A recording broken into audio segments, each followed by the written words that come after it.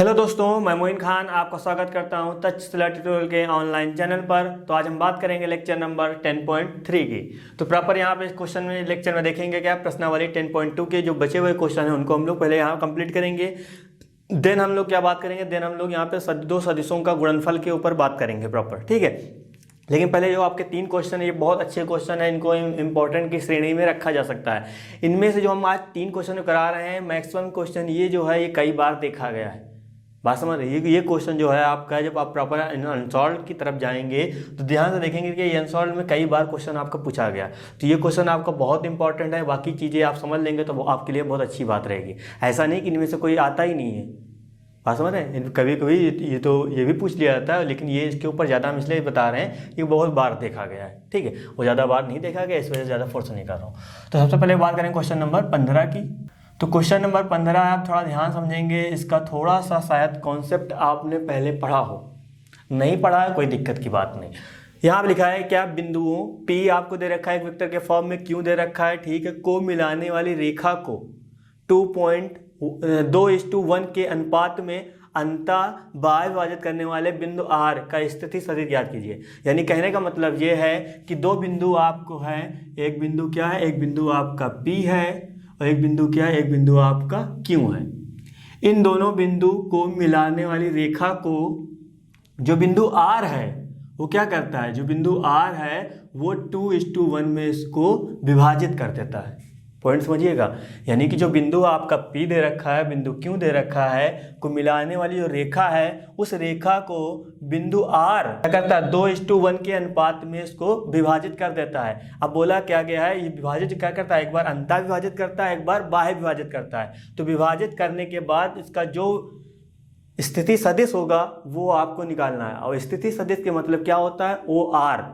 बात समझ रहे हैं ना, OR हमको निकालना है। अब कैसे निकालेंगे, बहुत सिंपल है, ठीक है। तो सबसे पहले हम बात करेंगे यहाँ पे अंतः की बात करेंगे। तो सबसे पहले यहाँ पॉइंट डाल दे रहे हैं अंतः विभाजन। अब यहाँ पे क्या करना है, नॉर्मल हमको निकालना है OR, यानी कि स्थिति सदिश लिखना है। तो यहाँ फॉर्मूला मैं लिख ले रहा हूँ क्या, M vector Q plus N vector P upon में क्या आ जाएगा, M प्लस N आएगा। ये अंतः विभाजन है, तो इस तरह यूज किया जा रहा है। अब यहाँ पे M और सर N क्या है, M आपका ये हो जाएगा, N आपका ये हो जाएगा, यानी कि जो रेशियो आपको दिया होता है। अभी यहाँ पे रेशियो ना दिया होता, रेशियो हमेशा जब नहीं दिया होता तो हम लोग क्या लेते हैं, 1:1 ही ले लेते हैं। या जब रेशियो नहीं दिया जाएगा साफ साफ लिख दिया जाएगा क्या, मध्य बिंदु की बात कर रहा। तो मध्य बिंदु मतलब क्या, एक इधर चले तो एक उधर चले, मतलब 1,1 ही हम लोग लिखते हैं, 1:1, है ना। तो ये सब चीज़ें अभी जब क्वेश्चन करेंगे तो इस हिसाब से आपकी आती रहेंगी। तो ये हो गया। अभी जैसे यहाँ बोला जाता है बाह्य विभाजन, तो बस यहाँ प्लस की जगह क्या हो जाएगा, आपका माइनस हो जाएगा। बाकी कोई चीज़ ऐसे रहती है, समझे, है ना। तो यहाँ पे हो जाएगा OR, तो क्या हो जाएगा, M की जगह कितना है, M की जगह भैया 2 है तो 2 हो जाएगा। Q की जगह कितना है, Q की जगह -I प्लस का J प्लस का K है, ठीक है, यहाँ लिखा है। उसके बाद प्लस का अब 1 लिखो चाहे ना लिखो, बात एक ही है। अब इसका P की जगह कितना है, I प्लस का 2J माइनस का K। अब यहाँ M प्लस N यानी कि 2 + 1 कितना आ जाएगा, ये आपका 3 आ जाएगा। डायरेक्ट यहाँ रख दे रहा हूँ, है ना। तो यहाँ क्या हो जाएगा, OR हो जाएगा आपका, अंदर मल्टीप्लाई करेंगे, माइनस का 2I प्लस का 2J प्लस का कितना हो जाएगा, 2K हो जाएगा। यहाँ पे आ जाएगा I, यहाँ पे आ जाएगा कितना 2J, यहाँ पे आ जाएगा कितना K आ जाएगा, अपॉन लगाएंगे, यहाँ पे आ जाएगा 3। तो क्या हो जाएगा R, OR कितना, -2I में से एक I जाएगा, माइनस का I बचेगा, 2J में से 2J जुड़ जाएगा, कितना आ जाएगा 4J हो जाएगा, 2K में से एक K जाएगा, तो यहाँ पे एक K आ जाएगा, बटे कितना हो जाएगा, बटे 3 हो जाएगा। तो ये क्या हो जाएगा, ये आपका हो जाएगा OR, यानी कि माइनस का 1/3, ये आपका हो जाएगा I प्लस का हो जाएगा 4 बटे, ये आपका हो जाएगा J प्लस का हो जाएगा 1/3, ये आपका हो जाएगा K, ठीक है। तो ये आपका स्थिति सदिश बिंदु R अपने निकाल लिया। तो उम्मीद करें मेरी बात इतनी समझ आ रही होगी, ठीक है। तो अंतः विभाजित तो आपको समझ में आ रहा होगा कि सर बिंदु R अंतः बाह्य विभाजित कैसे करता है, वो थोड़ा सा डायग्राम से हम समझेंगे। दूसरा पोर्शन क्या कह रहा है, दूसरा पोर्शन बोला गया है जो बिंदु R है सर इस बार POQ को क्या कर रहा है, बाह्य यानी कि बाहर से विभाजित कर रहा है। तो बाहर से विभाजित करने का मतलब जैसे आपका ये बिंदु क्या हो गया, बिंदु आपका P हो गया यहाँ पे, यहाँ बिंदु हमने बना लिया, क्यों? इन दोनों बिंदु को बाय विभाजित कर रहा है, हमने बना लिया बिंदु R। किस रेशियो में कर रहा है? 2:1। यानी कहने का मतलब है कि R से जो P की दूरी होगी वो 2 होगी, और R से Q की जो दूरी होगी वो कितनी होगी? 1 होगी। वही M और N आपका वही है। हमको क्या निकालना है? यहाँ भी हमको OR ही निकालना है और बाकी कोई चेंज नहीं करना है। क्या करेंगे? M की जगह आपका 2 हो जाएगा, क्यों है कितना? माइनस का I प्लस का J प्लस का K आपका ऐसे रखा जाएगा, और यहाँ पे रखेंगे माइनस, क्यों? क्योंकि अंता में पॉजिटिव, बाकी बाय में निगेटिव, तो n की जगह कितना हो जाएगा? 1 हो जाएगा, और यहाँ माइनस रहेगा। और p कितना है? p आपका दे रखा है I प्लस का 2j माइनस का k। हाँ, यहाँ तो हमने यहाँ चेक कर रहे हैं कि यहाँ हमने जो लिखा है वो करेक्ट लिखा है कि नहीं लिखा है ना, वरना बाद में गलत हो जाए। तो यहाँ माइनस का k हो जाएगा, अपॉन में कितना आ जाएगा? 2 - 1 होगा, याद रखिएगा। यहाँ 2 + 1 हुआ है तो यहाँ m - n यानी कि 2 - 1 करेंगे तो यहाँ पे आ जाएगा। चलिए कहाँ लिख ही देते हैं, ज़्यादा बेटर रहेगा, ये चीज़ आ जाएगी। तो यहाँ के देखिए यहाँ कितना हो जाएगा? माइनस का 2i, माइनस का इधर आएगा, माइनस का 3i हो जाएगा। यहाँ कितना हो जाएगा? ये आपका 2j हो जाएगा, इधर जाएगा, माइनस का 2j कैंसिल आउट होके 0j हो जाएगा। ठीक है, प्लस का रख दिया। यहाँ कितना हो जाएगा? 2k, उधर जाएगा माइनस प्लस हो जाएगा, यहाँ पे आ जाएगा 1k और 3k हो जाएगा, और अपॉन में 1 लिखो चाहे ना लिखो, बात एक ही है। तो ये आपका OR आ जाएगा।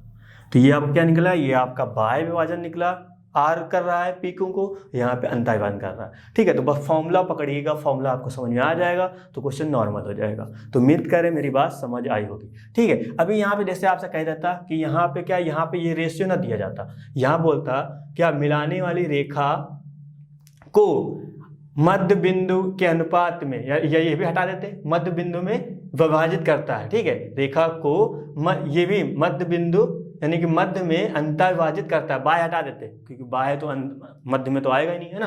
तो ये वाला क्वेश्चन हटा देता। अभी यहाँ सीधा सीधा बोलता कि अब हम एक क्वेश्चन ही बना दे रहे हैं, ज़्यादा अच्छा रहेगा। यहाँ लिखा होता क्या? बिंदु P बिंदु Q को मिलाने वाली रेखा को बिंदु R मध्य बिंदु पर विभाजित करता है, तो यह बिंदु R का स्थिति सहित बताइए। अब यहाँ मध्य बिंदु की बात जब आ जाएगी तो याद रखिएगा जो रेशियो आपका होगा वो हमेशा 1:1 ही होगा। मैं ये आपको समझाना चाह रहा था, तो उम्मीद करें मेरी बात समझ आ रही होगी। जब पॉइंट मध्य बिंदु की बात करेगा तो नॉर्मल क्या करना है? फॉर्मूला आपका 1:1 होगा। मतलब कहने का मतलब क्या कि यहाँ भी 1 रखेंगे, यहाँ भी 1 रखेंगे, कोई फर्क नहीं पड़ेगा वहाँ पे। तो इसका मतलब जो 2 वेक्टर होंगे उनको आपस में हम लोग जोड़ेंगे, उसके बाद 2 से क्या करेंगे? डिवाइड करेंगे। 2 से क्यों? क्योंकि 1 यहाँ भी रखना, 1 यहाँ भी रखना, तो आएगा तो 2 ही ना। तो मतलब जब मध्य बिंदु की बात करेगा तो क्या करना है? दोनों वेक्टर को आपस में जोड़ना है और 2 से डिवाइड कर देना, वही आपका मध्य बिंदु आ जाएगा, मध्य बिंदु का स्थिति सदिश आ जाएगा। तो उम्मीद करें मेरी बात इतनी समझ आई होगी। ठीक है, तो नेक्स्ट क्वेश्चन जो है आपका उसी के ऊपर है। ठीक है, तो क्वेश्चन नंबर 16 जो है आपका, जो भी मैं बोला था उसी के ऊपर, क्या?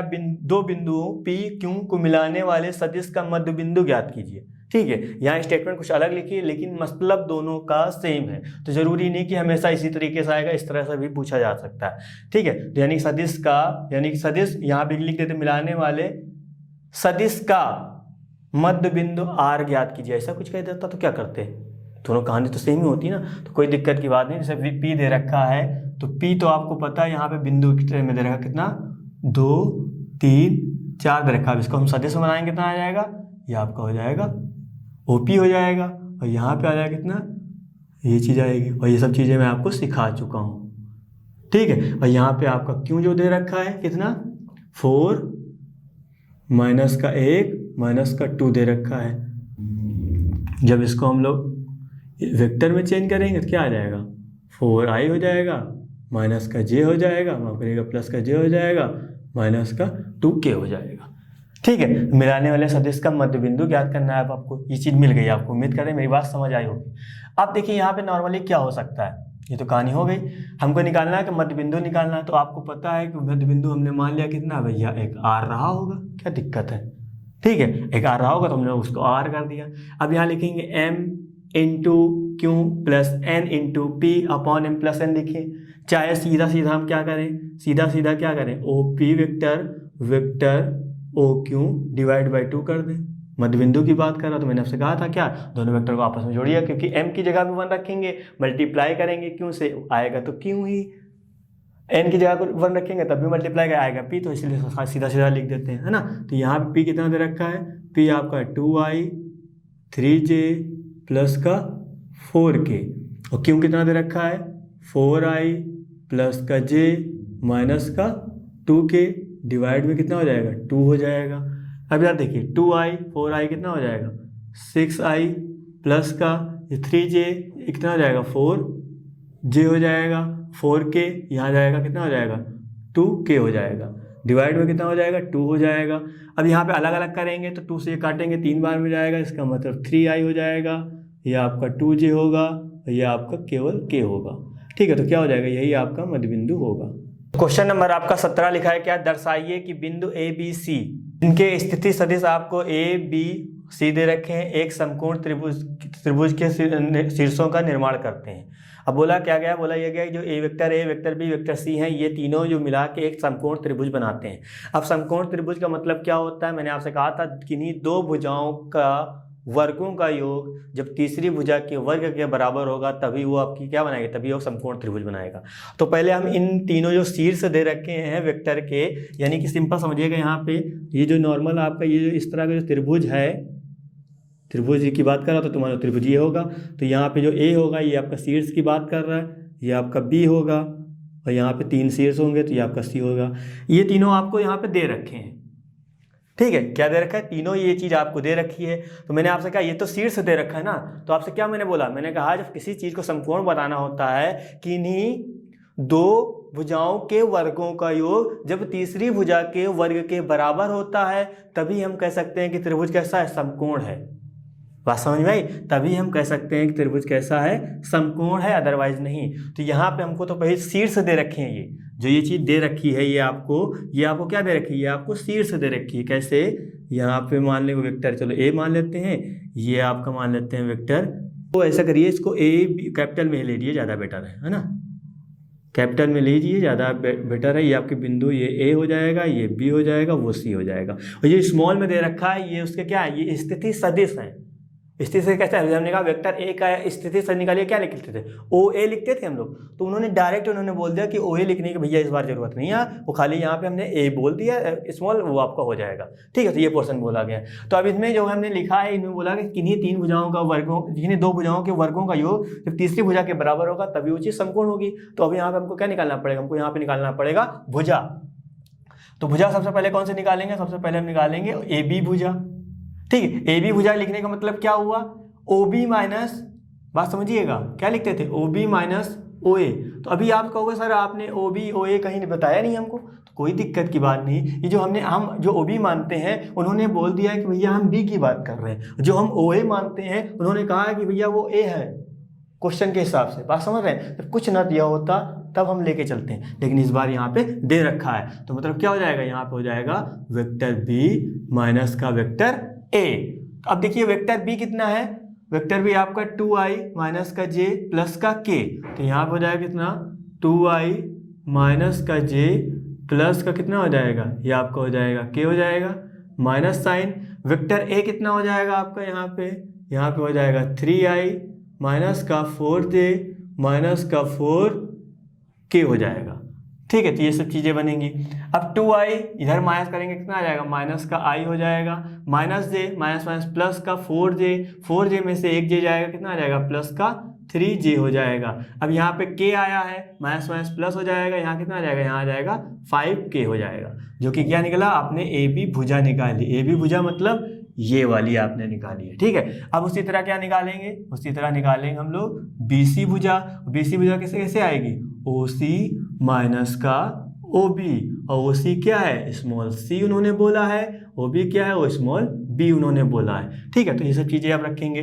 तो कैलकुलेशन उम्मीद कर रहे हैं आपको करना आ गया होगा। ठीक है, तो थोड़ा सा उसको हम लोग यहीं पे नोट करते हैं। अब सी क्या है, सी देखिए यहाँ पे आई माइनस का 3j माइनस का 5k ये रहेगा, माइनस का b यहाँ पे है, b आपका है 2i माइनस का j प्लस का कितना हो जाएगा, ये आपका हो जाएगा k।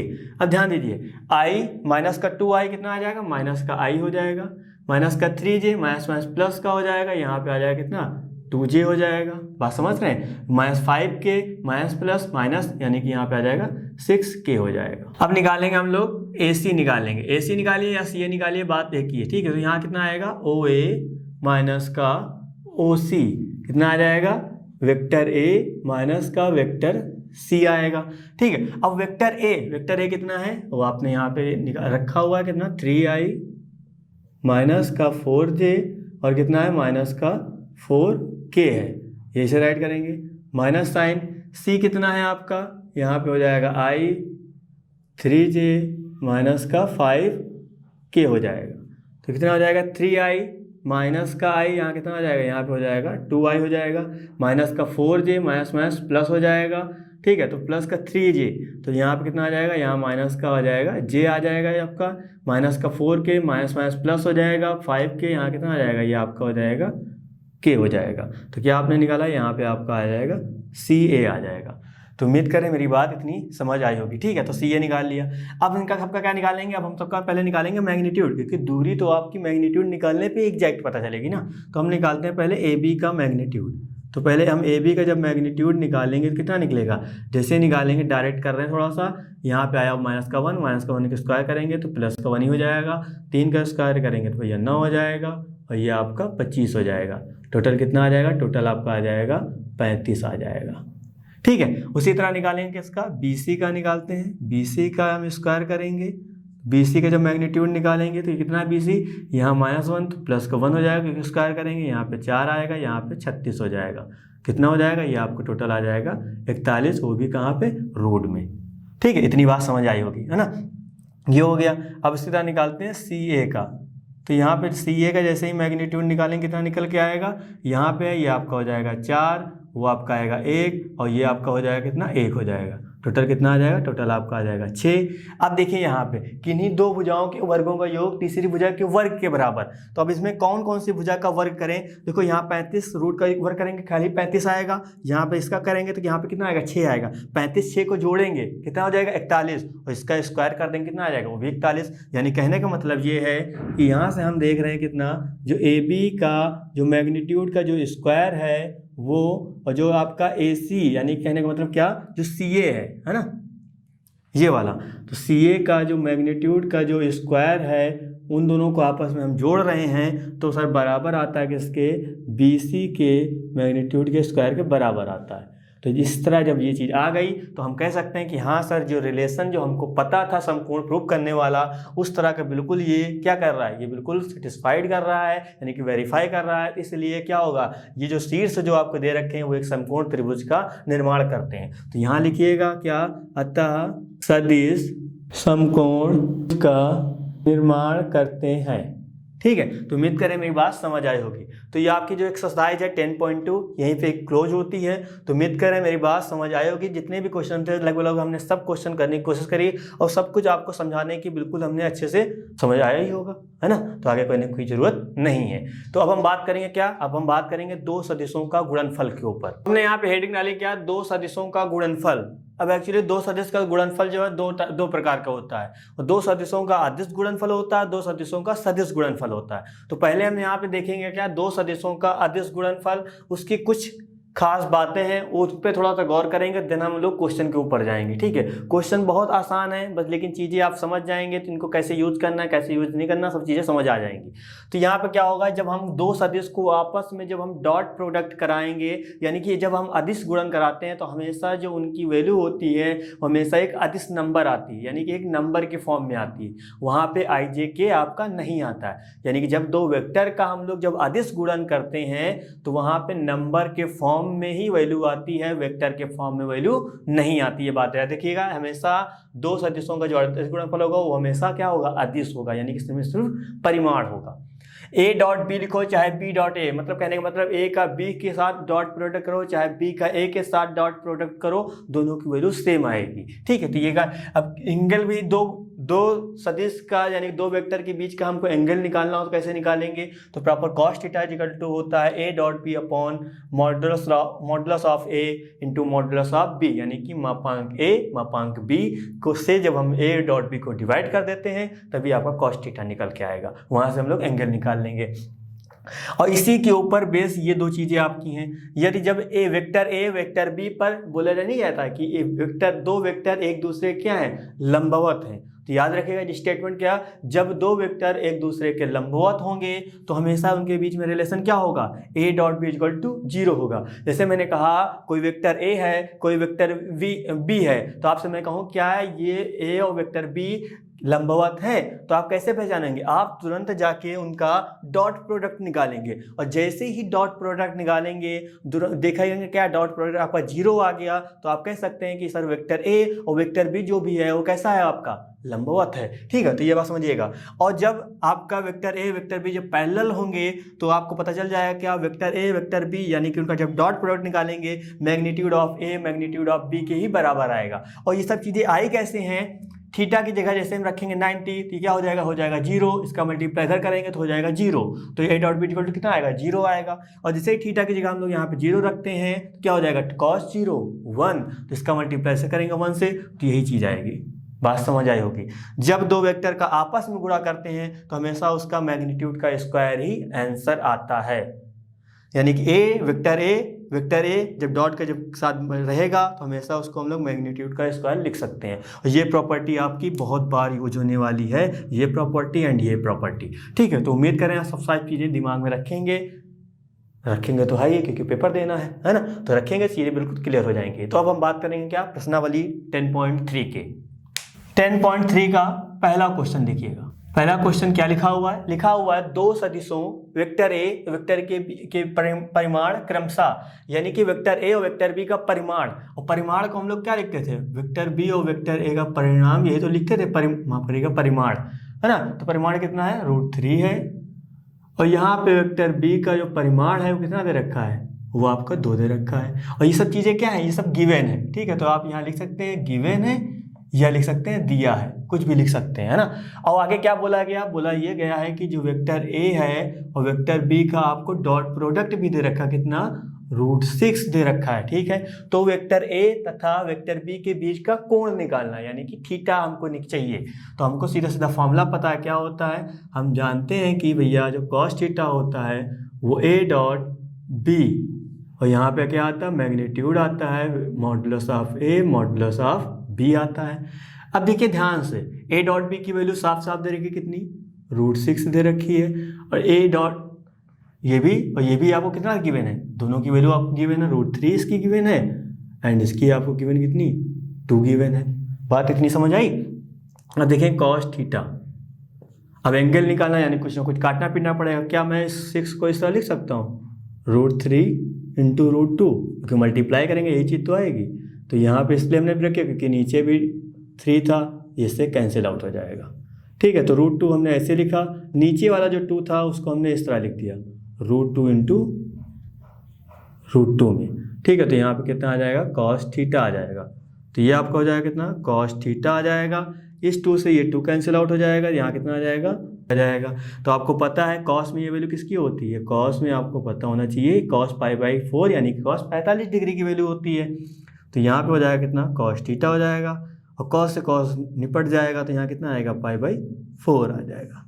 तो क्या होगा, यही आपका एंगल होगा जो वेक्टर ए वेक्टर बी के बीच में एंगल बना रहा था। ठीक है, तो यही क्या होगा, यही आपका आंसर होगा। तो देखो फाइनल फॉर्मूला यूज हुआ कि नहीं यूज हुआ, तो फॉर्मूला आपके तैयार हैं, तो सब चीज़ें आसानी से हो जाएंगी। अब बात करते हैं सेकंड क्वेश्चन की। ठीक है, तो सेकंड क्वेश्चन को देखिएगा थोड़ा सा, यहाँ से क्या लिखा हुआ है, सदिशों ए, अब कुछ नहीं दे रखा, हम ए मान लेंगे, इसको हम लोग बी मान लेंगे, वो आपकी मर्जी, आप इसको क्या नाम दे रहे हैं। ठीक है, तो जो हम यहाँ नाम देंगे वही हम इसका फॉर्मूला में नाम देंगे। तो यहाँ पे क्या दे रखा है, i - j + 3k, और क्या निकालना है इसमें, हमको निकालना है एंगल ही निकालना है, यानी कि थीटा ही निकालना है। तो क्या थीटा निकालने क्या पता होना चाहिए, ए डॉट बी पता होना चाहिए, उनका मैग्नीट्यूड पता होना चाहिए, तो हम लोग आसानी से निकाल सकते हैं, क्या दिक्कत है ना। तो यहाँ पे हम वेक्टर बी जो है वो हम राइट कर देते हैं, कितना 3i - का 2j, और यहाँ कितना है प्लस का k। तो आप थोड़ा सा इधर देखिएगा, यहाँ पे अब ए का क्या निकालना है, मैग्नीट्यूड भी तो निकालना है ना, तो मैग्नीट्यूड निकालते हैं। अब ये सब चीज़ें दी हैं तो यहाँ पे राइट कर दीजिएगा, मैं नहीं लिख रहा हूँ तो इसका मतलब ये नहीं कि आप लिखेंगे नहीं, है ना, गिवन। अब इसका मैग्नीट्यूड निकालेंगे, कितना निकल के आएगा, आई के गुणांक का स्क्वायर यानी कि 1 हो जाएगा, यहाँ पे हो जाएगा 4, यहाँ पे हो जाएगा कितना 9 हो जाएगा, कितना आएगा, यहाँ पे 9 4 13 है 14 हो जाएगा। ठीक है, बी का हम लोग मैग्नीट्यूड निकालेंगे, कितना निकल के आएगा, यहाँ पे हो जाएगा कितना 9 हो जाएगा, प्लस का यहाँ पे आ जाएगा 4 और यहाँ पे कितना हो जाएगा, ये आपका हो जाएगा 1 हो जाएगा। तो कितना निकल के आएगा, 9 4 दोनों का सेम आ रहा है, 9 4 13, यहाँ पे 14 आ रहा है। ठीक है, दोनों का सेम आया, कोई दिक्कत की बात नहीं। अब निकालते हैं क्या, ए डॉट बी निकालते हैं। अब क्या पता आपको ए डॉट बी निकालना ना आता हो, कोई दिक्कत की बात नहीं, यहाँ समझ लेते हैं। आता ही होगा क्योंकि हम लोग कर चुके हैं।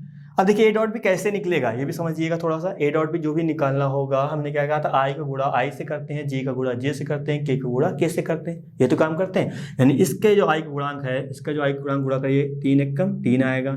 इसका गुणांक कितना है, -2, इसका गुणांक कितना है, -2, माइनस माइनस क्या हो जाएगा, प्लस का 4 हो जाएगा। 3 यहाँ पे ए कितना आ जाएगा, ये आपका 3 आ जाएगा। 4 से 4 ये आपका टोटल कितना आ जाएगा, ये आपका यहाँ पे 10 हो जाएगा। अब देखिए यहाँ पे कितना आ जाएगा, cos theta is equal to vector A dot vector B कितना हो जाएगा, यहाँ पे हो जाएगा 10। इतना रखेंगे क्योंकि cos थीटा का फॉर्मूला यही तो है, यही रखेंगे यहाँ पे। ए डॉट बी की वैल्यू हमने निकाली 10, वो रख दिया। और यहाँ पे कितना हो जाएगा, डिटर्मिनेंट ऑफ ए। अब डिटर्मिनेंट ऑफ ए कितना निकाल, माफ करिएगा डिटर्मिनेंट नहीं, मॉडुलस ऑफ ए। ठीक, कितना निकाला, 14 निकाला। ये आपका हो जाएगा कितना, 14 हो जाएगा। उसी तरह वो भी आपका कितना हो जाएगा, 14 हो जाएगा। तो हम लोग यहाँ रखते हैं कितना, cos theta is equal to ऊपर 10, ध्यान दीजिए दोनों के नंबर सेम है तो यानी कि यहाँ पे ये हो जाएगा, यहाँ 5 बार में, यहाँ 7 बार में, कितना आ जाएगा, यह आपका आ जाएगा cos theta is equal to 5/7। तो थीटा की वैल्यू निकालेंगे कितना निकल के आएगा, cos इनवर्स यहाँ आएगा कितना, 5/7 आ जाएगा। क्योंकि 5/7 cos में कोई वैल्यू होती नहीं, इसी वजह से हमको थीटा निकालना, तो cos को उधर भेज दिया।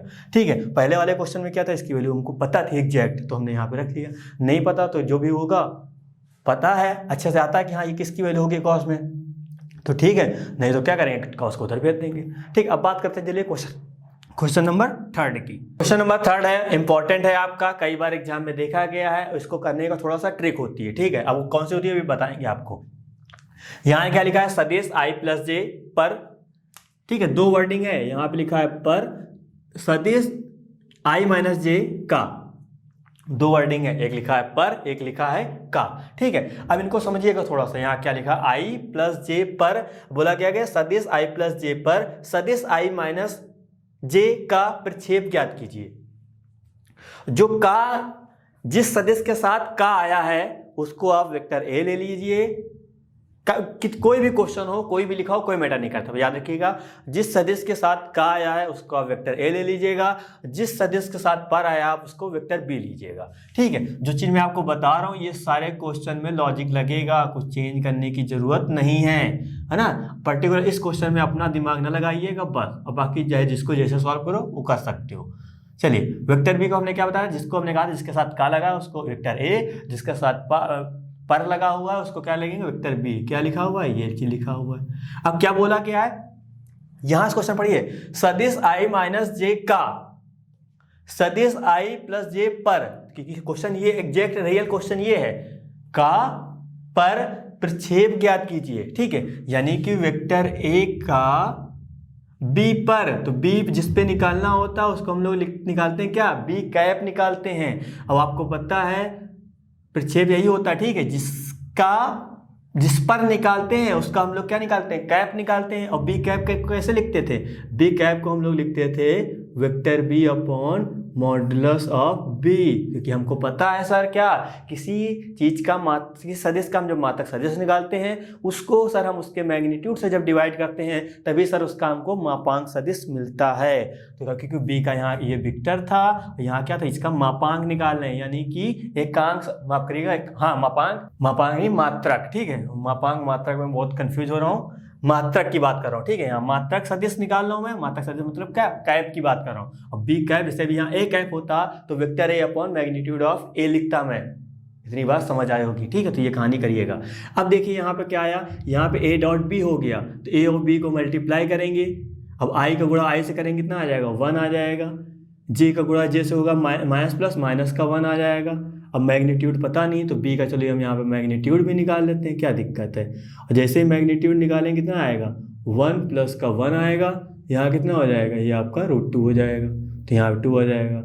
ठीक है, 0 माफ करिएगा √2 हो जाएगा, 0/√2 यहाँ कितना आ जाएगा, 0 आ जाएगा।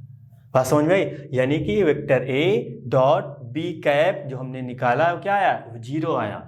प्रॉपर आपका यही मात्रक यानी कि विक्षेप होगा। मैं क्वेश्चन को फिर से रिपीट कर रहा हूँ। मैंने आपसे क्या कहा कि जिस सदिश के साथ का आया करे सब क्वेश्चन में लागू होगा, उसको वेक्टर ए, जिस सदिश के साथ पर आया करे वेक्टर बी, और जिस सदिश के साथ पर आया है उसका क्या करेंगे, उसका जस्ट हम लोग क्या निकालेंगे, बी कैप, क्योंकि पर वाले को हम लोग बी लेट करेंगे, उसका निकालेंगे बी कैप। और बी कैप कैसे निकालते थे, वेक्टर बी को उसके मैग्नीट्यूड से डिवाइड करेंगे तभी निकल के आएगा। बाकी ए डॉट बी निकालना था तो हमने ए डॉट बी कर निकाल लिया, ये आया। अब मैग्नीट्यूड बी का चाहिए था हमको तो हमने यहाँ निकाल लिया, रखा 0.something, क्या आएगा, 0 ही तो आएगा।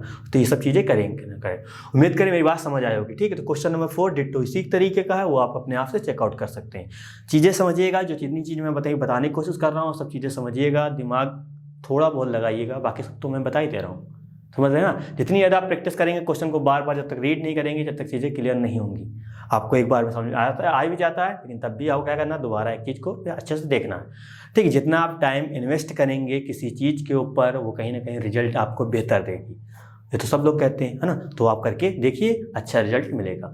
तो इस वीडियो से संबंधित नोट्स प्राप्त करने के लिए डिस्क्रिप्शन में दिए गए लिंक पर क्लिक करें। तो दोस्तों आज के लिए बस इतना ही, मिलते हैं नेक्स्ट क्लास में, धन्यवाद।